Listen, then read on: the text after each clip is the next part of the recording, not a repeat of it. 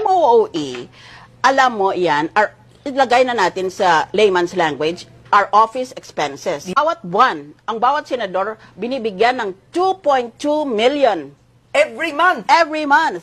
So you receive 2.2 M also every month. Right, You me. okay? Your office. My office. Yeah, but your salary is something like 75,000. 75,000. Okay, I know that. Yeah. I get 2.2 million. Every month. I am required by the budget office to spend 1/2 of that on personal services, meaning to say, pangsweldo ko sa staff ko. Hindi nila kinukuha ang sweldo nila sa Senate. Oh, Hindi- yeah, not sa Senate, sa office mo. That's right. Per senator. That's right. Kaya, nasa sa senador yun kung ilang tao Yeah. ang susweldohan Kung niya. maliit ka magsweldo o malaki ka That's right. magsweldo. At saka ikaw mag-determine kung ano ang sweldo ng bawat isa. Okay.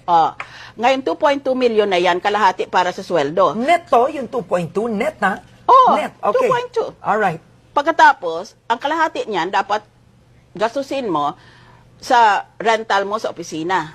Kung wala kang, kasi may mga opisina kami sa Senado, maliliit na mga kwarto yon, hindi kasya. For example, Okay. in my case, I always have a staff maybe 30 to 40. Ngayon, kung meron kang natawag na satellite office, in addition, dagdag pa yon sa opisina mo sa Senado, binapayagan kang mag-upa. Okay. Some of us rent, but some of us don't. So you rent? I rent. Okay. Tapos, sa MOE na yan, bayaran mo ang renta mo, ang tubig, kuryente, office equipment mo, Okay. Yeah, supply. but